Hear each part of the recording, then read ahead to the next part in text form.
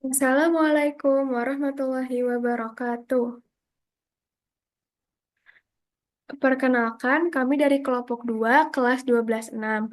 Kali ini kami akan mempresentasikan mengenai geodesi klasik Al-Biruni, penerapan trigonometri dalam pengukuran jari-jari bumi. Namun, sebelum kami memulai presentasi, izinkan kami untuk memperkenalkan diri terlebih dahulu. Perkenalkan, saya Fahira Kaila Zahra Adikusuma dari absen 9. Bahkan nama saya Brata Sen Arkan Santo dari absen 5. Perkenalkan nama saya Nuania Nada Salsabila, absen 25. Lalu ada teman kami yaitu Tegar Gelar Munggaran yang tidak bisa em, ikut presentasi pada kesempatan kali ini. Eh, Presentasi akan dimulai dari sang pionir Abu Rayhan Al-Biruni. Nah, jadi kita mulai di sini tuh mengenal sosoknya dulu di balik metode luar biasa ini. Nah, beliau itu adalah Abu Rayhan Al-Biruni. Al-Biruni itu merupakan seorang ilmuwan serba bisa dari era keemasan Islam yang menguasai berbagai bidang, mulai dari matematika, astronomi, hingga geografi. Nah, misi utama beliau itu yaitu mengukur ukuran bola dunia hanya dengan menggunakan matematika murni. Nah, jadi bagaimana sih Al-Biruni melakukannya? Beliau itu ngebagi dalam dua fase utama. Fase pertama itu ya mengukur tingginya sebuah gunung yang kita sebut itu variabel H. Nah, ini tuh adalah tahap prasyarat yang harus diselesain sebelum kita ke fase kedua. Nah, setelah tinggi gunung diketahui, barulah kita masuk ke fase kedua, yaitu mengukur jari-jari bumi atau variabel R dari puncak gunung tersebut. Nah, dua tahap inilah yang menjadi fondasi seluruh perhitungan geodasi klasiknya.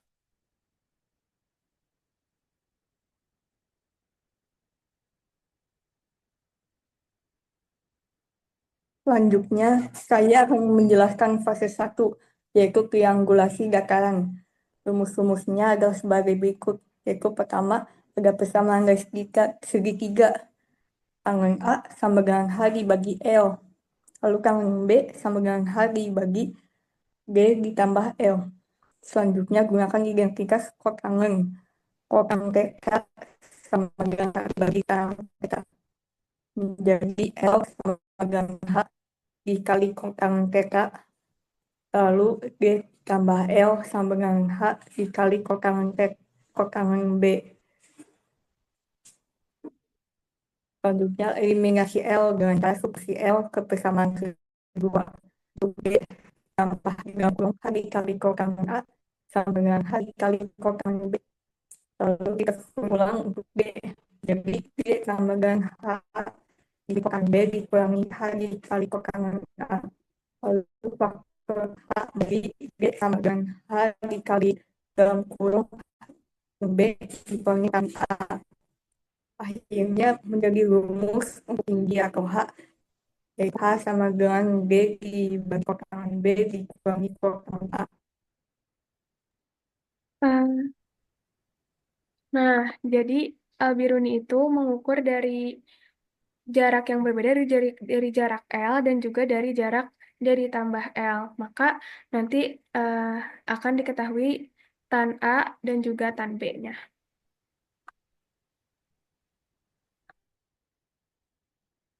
Lalu caranya eliminasi variabel L itu yaitu dari tangan A sama yang awalnya sama dengan H dibagi L menjadi L sama dengan H dibagi tangan A. Dan dari tangan B yang sama dengan H dibagi tambah L jadi C ditambah L sama dengan H dibagi tangan B.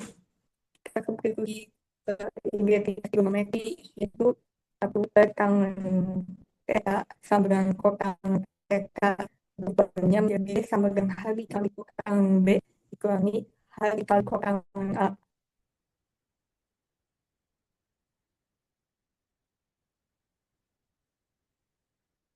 Nah, kunci fase satunya itu ada di rumus tinggi gunung, yaitu H sama dengan B dibagi kotangen B dikurangi kotangen A. Dengan rumus ini, tinggi gunung diketahui dengan jarak atau B dan bosku.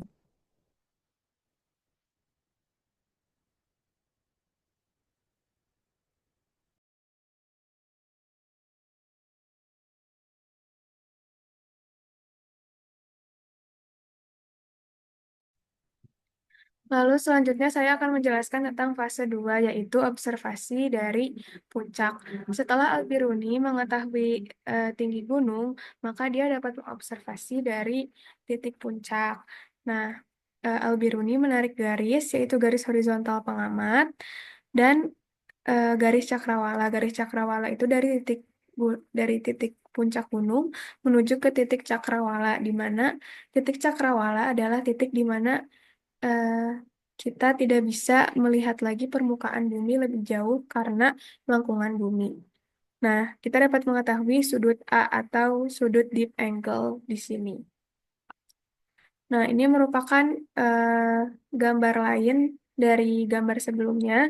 Jadi ini ada jari-jari bumi, lalu ini dari pusat bumi ke garis cakrawala juga merupakan jari-jari bumi. Lalu selanjutnya kita akan menurunkan rumus jari-jari bumi.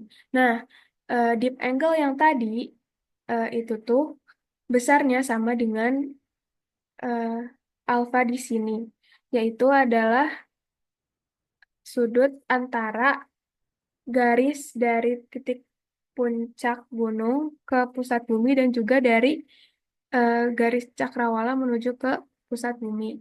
Nah, ini juga merupakan segitiga siku-siku. Nah, sisi miringnya itu adalah R ditambah H dan juga sisi sampingnya adalah R. Nah, dari sini kita dapat mengetahui hubungan trigonometri, yaitu cos alfa sama dengan R per R ditambah H. Nah, lalu kita manipulasi aljabar, kedua ruas kita kali dengan R ditambah H, sehingga R ditambah H dikali cos alfa sama dengan R. Lalu kita kalikan R ditambah H dengan cos alfa menjadi R cos alfa ditambah H dikali cos alfa sama dengan R. Nah, lalu kita kumpulkan variabel R-nya. Jadi H kali cos A sama dengan R dikurangi R dikali cos A. Lalu faktorkan R. Sehingga H dikali cos alfa sama dengan R dikali 1 min cos alfa. Maka kita dapat mengetahui rumus akhir dari jari-jari R, yaitu adalah H dikali cos alfa dibagi 1 min cos alfa. Lalu kita dapat menyederhanakan rumus dengan menerapkan identitas trigonometri, yaitu secant alfa sama dengan 1 per cos alfa. Nah, kita manipulasi membagi pembilangan penyebut dengan cos alfa, eh, lalu kita ganti menjadi secant alfa sehingga rumus akhir dari jari-jari bumi itu adalah R sama dengan H dibagi secant alfa dikurangi 1.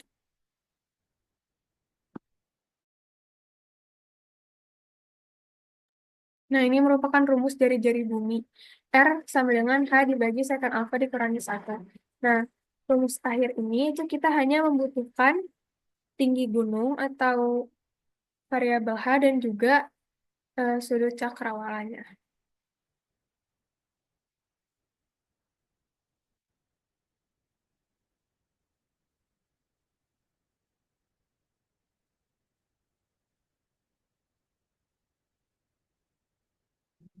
Nah, jadi sekarang kita coba diimplementasi nyata di dunia asli ya.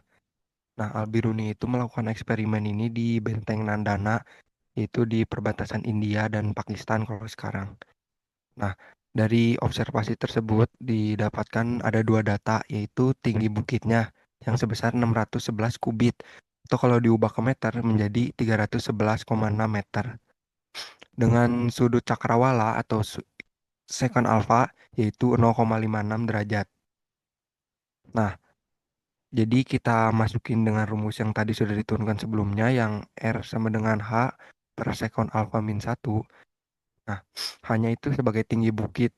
Jadi tinggi bukit sebesar 311,6 dan secant alfanya yaitu tadi sudut alfanya itu 0,56 dikurangi 1.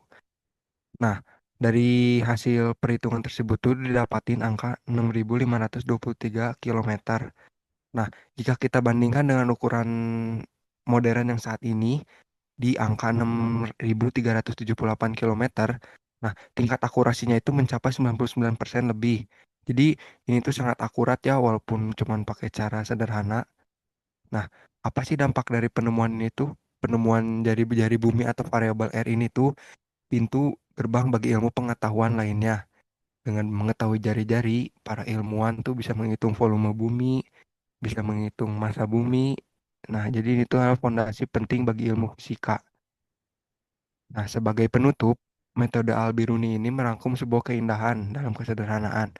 Hanya dengan satu gunung, satu sudut, dan satu rumus, beliau mampu mengungkap ukuran seluruh dunia.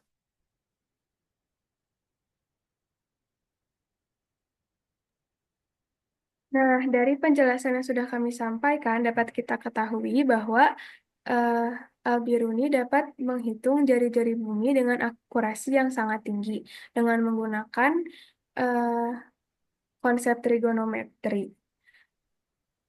Ia dapat menghitungnya 1.000 tahun yang lalu, di mana belum ada kecanggihan teknologi modern. Sekian presentasi dari kami, semoga bermanfaat. Wassalamualaikum warahmatullahi Assalamualaikum wabarakatuh. warahmatullahi wabarakatuh. Nada, maaf boleh diulangi gak?